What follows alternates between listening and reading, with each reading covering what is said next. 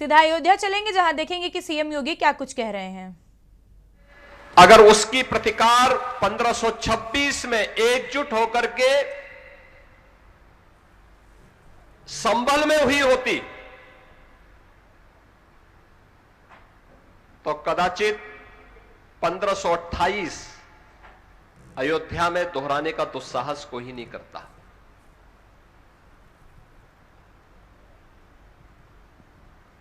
यानी मात्र 2 वर्ष के बाद अयोध्या में श्री राम जन्मभूमि पर प्रभु श्री राम के मंदिर को क्षतिग्रस्त करके सनातन धर्मावलंबियों को अपमानित करते हुए एक गुलामी का ढांचा खड़ा किया गया।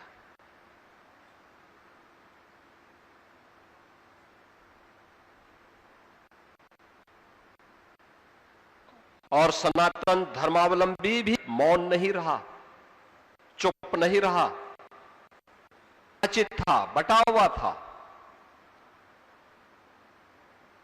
गुलामी के पूर्व ऐसा नहीं कि उसके पास बल, बुद्धि या वैभव की कमी रही हो, वह सब कुछ था। कमी थी तो एकता की कमी थी। एक दिशा में, एक स्वर में, एक साथ चलने की कमी थी। हम बटे थे और इसीलिए तो कटे थे। बार बार यही प्रश्न खड़ा होता है। आज 14 अगस्त है।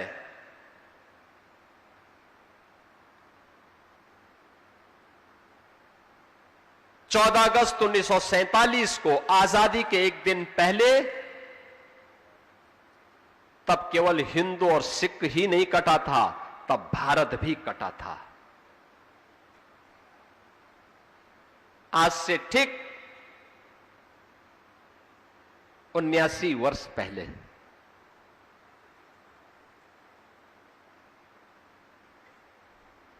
सनातन राष्ट्र के रूप में जो भारत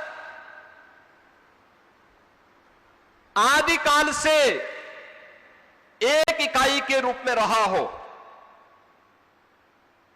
वह भारत कटा तो हिंदू भी कटा।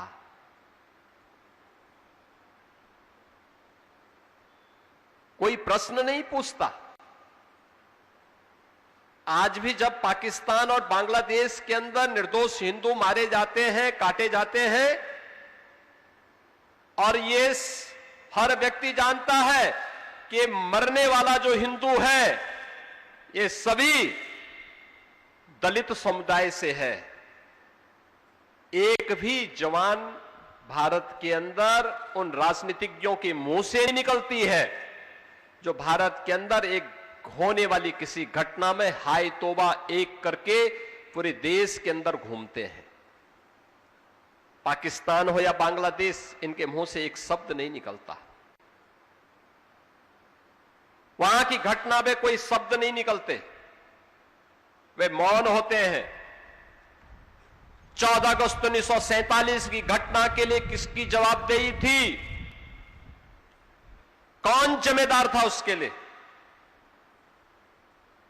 कोई जिम्मेदारी लेने को तैयार नहीं, क्योंकि उनको सत्ता चाहिए थी। उनको देश की प्रजा से, देश की उस समय के भारत की अन्य बहुसंख्यक प्रजा से कोई लेना देना नहीं था। एन केन प्रकारेण सत्ता चाहिए। और याद करिए, आज भी वही स्थिति है।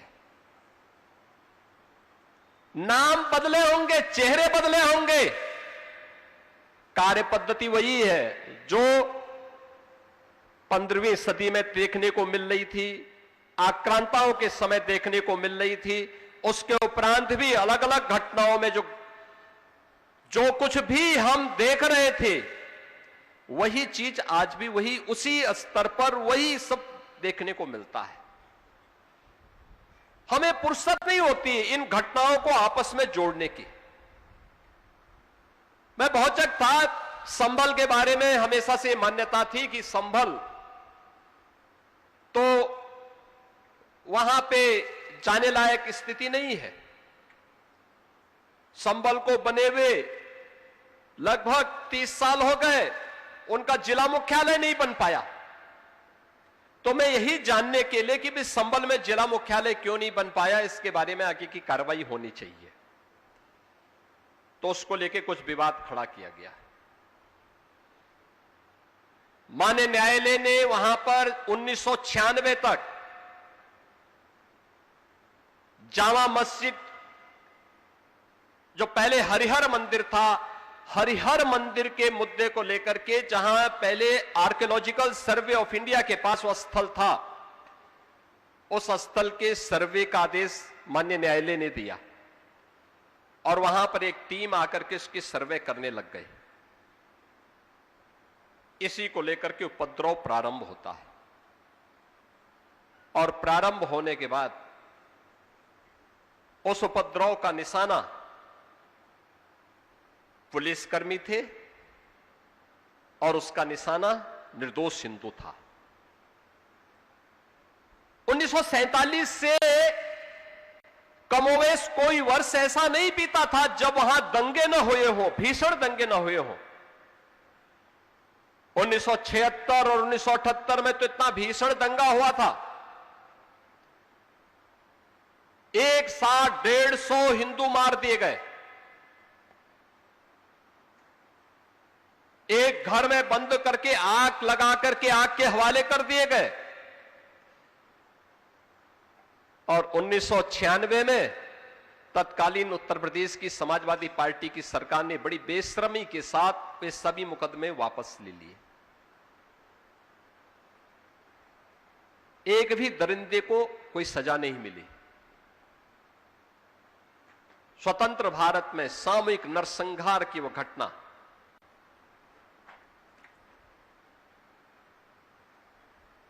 जब 2024 में मुझे जानकारी मिली कि ईएसआई की टीम पर हमला हो रहा है, पुलिस को भी निशाना बनाया जा रहा है, तो मैंने फोन उठाया, मैंने पूछा भी ये हमला कैसे और फोर्स क्या कर रही है, इन दंगाइयों को चिन्हित करके क्यों नहीं इन पे कार्रवाई करते हो। पुलिस ने जब कार्रवाई प्रारंभ की और उसके बाद दंगा तो नियंत्रण में हुआ, लेकिन दंगा नियंत्रण में होने के बाद फिर हमने जब जानकारी लेने की कि आखिर संबल है क्या, हम लोग केवल अपने धर्म ग्रंथों में संबल की चर्चा पाते थे। श्री हरि विष्णु का जो 10वां अवतार होने जा रहा है उसी संबल में होने जा रहा है, ये मान करके हम लोग ये मानते थे कि संबल में होगा। लेकिन इस प्रकार की अराजकता हो, इस प्रकार का रावण राज हो, यह कल्पना नहीं थी।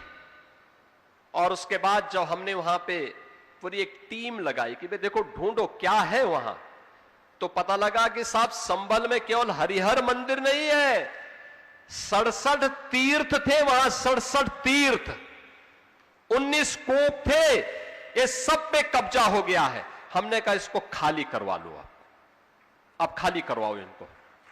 जैसे यहां पे 14 कोसी, पंचकोसी और 84 कोसी की परिक्रमा अयोध्या धाम की होती है, ऐसे संबल में 24 कोसी परिक्रमा वहां पर होती थी। उसी 24 कोसी परिक्रमा के अंदर ये 67 तीर्थ थे, सब पे कब्जा था। और मुझे बताते हुए प्रसन्नता है कि हम लोगों ने सारे कब्जे हटवाए। 10,000 एकड़ भूमि पर जहां कब्जा था उस सारे कब्जे हम वापस लेकर के अब वहां के गरीबों को, वहां के दलितों को, वहां के कमजोर लोगों को उन जमीनों का आवंटन भी कर रहे हैं और सरकार का अपना लैंड बैंक भी बन रहा है और जिला मुख्यालय का निर्माण भी अब वहां पे हम करने जा रहे हैं, बड़ा सा जिला मुख्यालय।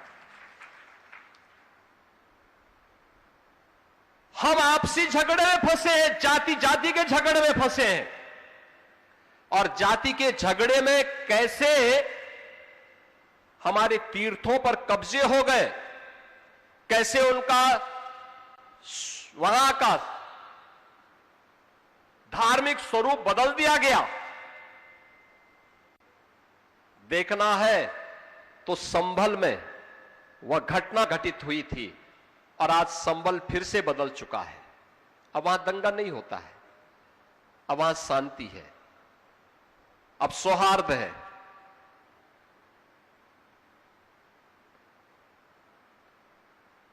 ऐसे ही अयोध्या के अंदर होता था।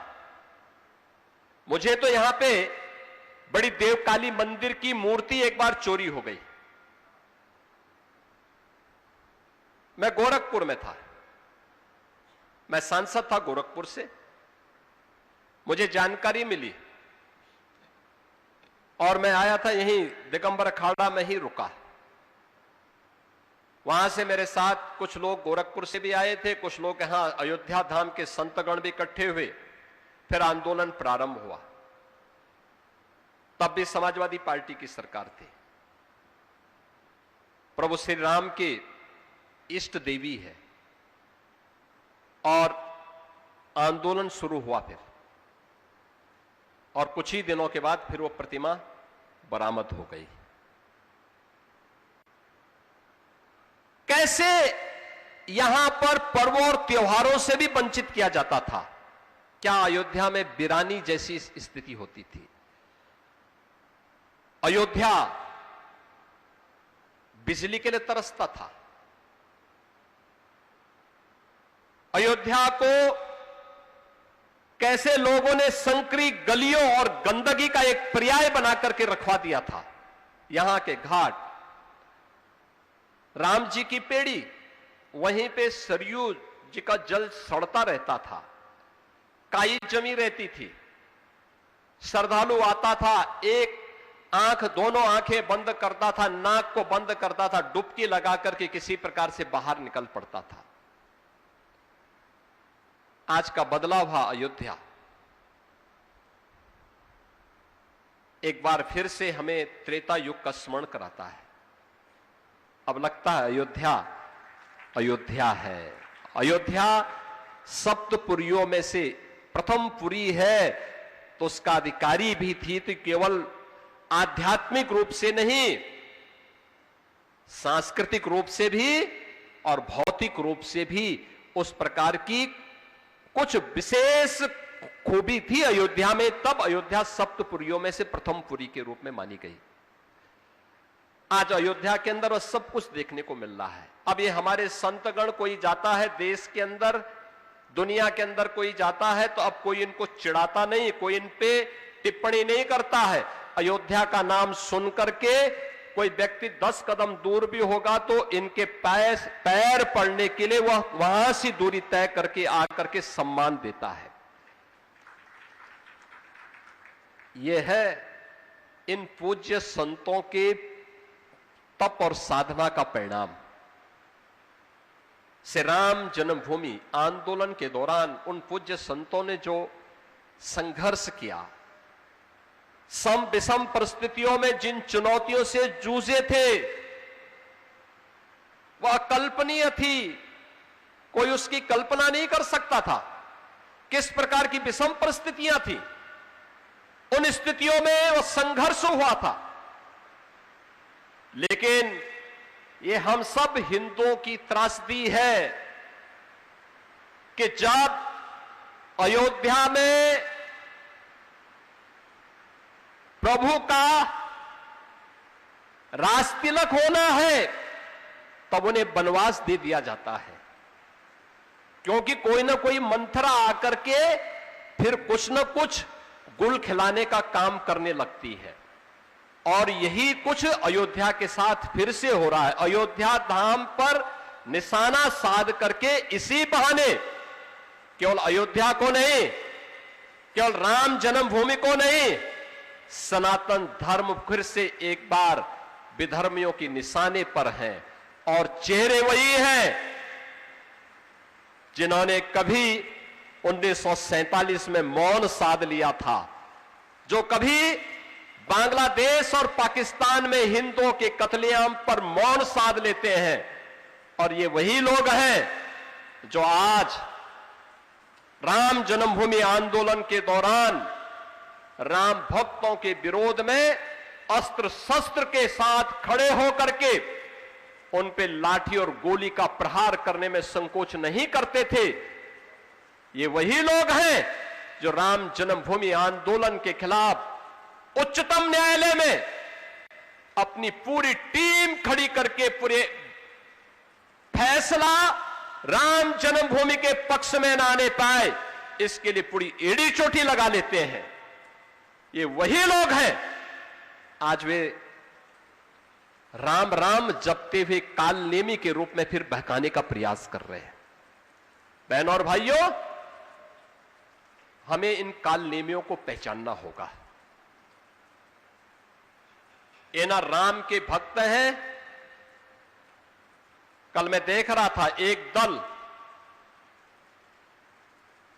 संसद की कार्रवाई जब अनिश्चित काल के लिए स्थगित हुई तो वे दिल्ली में वहां एक प्रसिद्ध हनुमान जी का मंदिर है, हनुमान जी के मंदिर में वहां जाकर के फिर वहां पे आंदोलन कर रहे थे। तो मैंने कहा भी देखो, काल नेमियों को तो बजरंगबली बहुत अच्छी ढंग से पहचानते हैं। इन काल नेमियों की पहचान तो बजरंगबली से ज्यादा कौन कर सकता है। बजरंगबली मानते हैं कि मेरा भक्त नहीं, ये बाबरी के भक्त हैं। ये बजरंगबली के भक्त नहीं हो सकते। जो बाबरी का भक्त होगा वह बजरंगबली का भक्त नहीं हो सकता है। और उसको चिन्हित, उसको पहचानने की सामर्थ्य बजरंगबली में है। लेकिन बजरंगबली के भक्तों को भी पालना पड़ेगा, उस प्रकार की सामर्थ्य विकसित करनी पड़ेगी, हम उनको पहचान सकें, उनको जान सकें। निशाना सनातन धर्म है, निशाना अयोध्या धाम है और निशाना श्री राम जन्मभूमि है। जिस अयोध्या में चढ़ावे की चर्चा वे करते हैं, मुद्दा क्या था? श्री राम जन्मभूमि में चढ़ावा चोरी से संबंधित एक प्रकरण सामने आया। श्री राम जन्मभूमि तीर्थ क्षेत्र न्यास ने इसके लिए सिफारिश की, एसआईटी बनी, एसआईटी के अनुसार कार्रवाई हुई, कार्रवाई चल भी रही है। उसका नाम चंदा चोरी के साथ जोड़ा गया है। देखो मामला कहां से कहां पहुंच रहा है और फिर कैसे लोग कर रहे हैं। आप मुझे बताइए, क्या राम भक्तों को वह जो अपराधी था उसके खिलाफ कार्रवाई हुई है? दूध का दूध, पानी का पानी, ये पहले दिन से कह रखा है और उसके अनुरूप इस पे कार्रवाई करने के लिए सरकार भी और तीर्थ क्षेत्र ट्रस्ट भी पूरी तरह कृत संकल्पित है। इसमें कोई संदेह किसी को होना भी नहीं चाहिए। एक ब्रेक लेंगे, आप बने रहिए हमारे साथ। आप देख रहे हैं के न्यूज, खबरों का। एक बार फिर से चलेंगे और योगी देखेंगे कि योगी अयोध्या में क्या कुछ कह रहे हैं। तो हिंदुओं का कत्लेआम नहीं होता, कतई नहीं होता। इनकी पीड़ा क्या है? इनकी पीड़ा है कश्मीर में शांति क्यों हो रही है, कश्मीर में धारा 370 समाप्त क्यों हो गया। इनकी पीड़ा क्या है? इनकी पीड़ा है देश के अंदर माओवाद और नक्सलवाद क्यों समाप्त हो गया। इनकी पीड़ा क्या है? इनकी पीड़ा है कि पूर्वोत्तर के राज्यों का उपद्रव क्यों समाप्त हो गया। क्योंकि ये इनके कमाई के जरिए थे, अपने आकाओं को खुश करके देश को स्थिर करने का इनका माध्यम था। और इसीलिए देश को कभी जातीय आधार पर, कभी भाषाई आधार पर, कभी क्षेत्रीय आधार पर ये लोग बांटने का पाप किए हैं, लगातार पाप किए हैं और आज भी वही पाप कर रहे हैं। हम सब सनातन धर्मावलंबियों का सबसे जो खराब स्थिति हमारी होती है वह तब होती है जब हम लोगों के बारे में भारत की स्वाधीनता के एक महानायक है वीर सावरकर। वीर वीर सावरकर बार बार कहते हैं इन मुद्दों को लेकर के कि हम सब सनातनियों की जो सबसे बड़ी कमी है वो कमी है कि हम आसानी से विश्वास कर लेते हैं ऐसे लोगों पर जो चोला बदल करके गिरगिट की तरह रंग बदल करके हमारे सामने आते हैं, थोड़ा सा गिघियाते हैं, हम उन पर सहसा विश्वास कर लेते हैं। हमें कसौटी पर खरा उतरने वाले उन लोगों को मजबूती के साथ देखना होगा जिन लोगों के कारण आज इस सुखद अनुभूति हुई है। आज अयोध्यावासी हो या फिर उत्तर प्रदेश वासी, अगर वह अयोध्या का वासी अब अयोध्या के बाहर कहीं जाता है, सम्मान पाता है। उत्तर प्रदेश का वासी अगर उत्तर प्रदेश के बाहर देश के अंदर कहीं जाता है तो सम्मान पाता है। अगर भारत का वासी है और भारत के बाहर कहीं जाता है दुनिया के अंदर तो सम्मान पाता है। इस सम्मान कांग्रेस के समय क्यों नहीं था? यूपीए सरकार के समय क्यों नहीं था? तब सनातन धर्म की चर्चा क्यों नहीं होती थी? तब भारत की चर्चा क्यों नहीं होती थी? तब यूपी की चर्चा क्यों नहीं होती थी? तब अयोध्या के अंदर इस प्रकार का वैभव देखने को क्यों नहीं मिल पा रहा था? तब काशी में काशी विश्वनाथ धाम क्यों नहीं बन पाया था? मथुरा वृंदावन इस रूप में सस्ती भी तब क्यों नहीं दिखाई दे रही थी? मुझे याद है 2017 में जब हम लोग अयोध्या में दीपोत्सव के कार्यक्रम के साथ जुड़ रहे थे, तब मैंने कहा था कि मथुरा वृंदावन के लिए भी हम कुछ करेंगे अभी, और वहां पर भी कुछ कार्यक्रम आगे बढ़ने चाहिए, ब्रज क्षेत्र के बारे में भी। तो मुझे याद है समाजवादी पार्टी के नेता ने कहा था कि सपा की सरकार आएगी तो सपा कंस की मूर्ति लगाएगी। तो हमने कहा भाई कंस की सोची उनकी है तो उनसे इससे ज्यादा उम्मीद क्या कर सकते हैं। श्री वृंदावन बिहारी की कृपा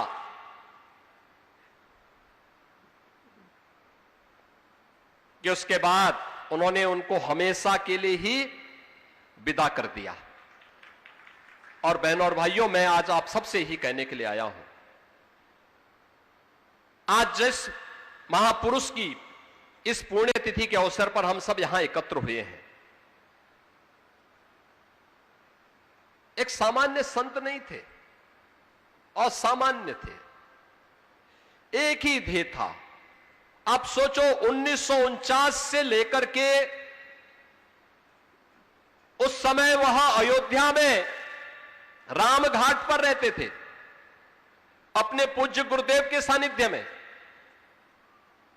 और तब से गोरक्षपीठ से जुड़े थे। 1949 से पहले से गोरक्षपीठ के साथ तब से उनका संबंध। जब मैं कभी लखनऊ की ओर जाता था सड़क मार्ग से, तो मेरे पूज्य गुरुदेव मुझे कहते थे, भाई मैं जब उनसे अनुमति लेने के लिए जाता था कि मैं लखनऊ जा रहा हूं। अच्छा, लखनऊ जा रहे हो, अयोध्या होते हुए जाओगे, काम करना वहां पे परमहंस जी महाराज से मिलते हुए जाना है, उनका आशीर्वाद लेते हुए जाना है। यानी एक आदेश उनका क्या होता था। या मैं कभी दिल्ली से आया और दिल्ली से लखनऊ होते हुए बाई रोड आ रहा हूं,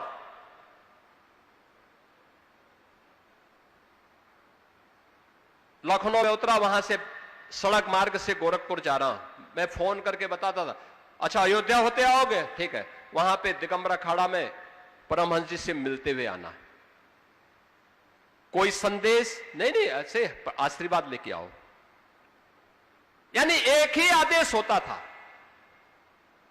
कोई संदेश नहीं, कोई बातचीत का नहीं, केवल हालचाल लेकर के आओ। और परमहंस जी महाराज की स्थिति क्या थी? गोरखपुर जाते थे या उधर कहीं गए, महाराज जी हैं या नहीं हैं, उनके कमरे को खोल करके उनके कमरे में बैठे रहते थे। हम लोग भौचक रहते थे कि महाराज जी नहीं है, लेकिन परमहंस जी के लिए दरवाजा खुलता था और वहां बैठे हुए हैं। वहां बैठ करके कुछ और नहीं तो वहां के कर्मचारियों से कहते थे, भाई चलो जब तक महंत जी आएंगे तब तक रामायण सीरियल में देखूंगा, और रामायण सीरियल फिर देखने लगते थे। वहां कभी कोई चीज की आवश्यकता पड़ती थी तो बोलते नहीं थे, वो महाराज जी का सूटकेस ही उठा करके लेके चले आते थे। अब आए महाराज जी, कहां गए? भाई मेरा सूटकेस कहां चला गया? अच्छा वो परमहंस आया होगा, परमहंस जी आए होंगे, अच्छा बोल दो भाई सूटकेस मेरा वापस कर दें, जो चाहिए हम अपने आप व्यवस्था करवा देते हैं। यानी यह जैसे दो भाइयों का आपसी संपर्क और संवाद हो।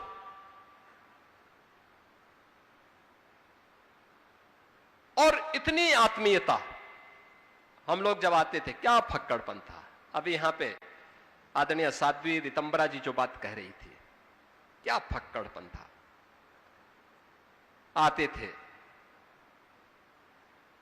वही काली अल्फी पहन करके दिगंबर अखाड़ा के गेट पर धुनी रमा करके बैठे रहते थे। सर्दियों के दिन में आते थे, वहीं बैठे हुए थे। कोई कल्पना भी नहीं कर सकता था इतना बड़ा संत इतनी सादगी के साथ इतना निश्चिंत होकर के बैठा हुआ हो।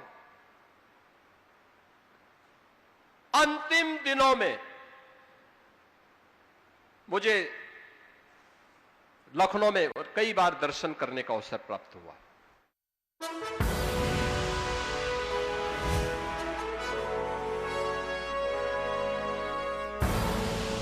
आप देख रहे हैं के न्यूज, खबरों का सार।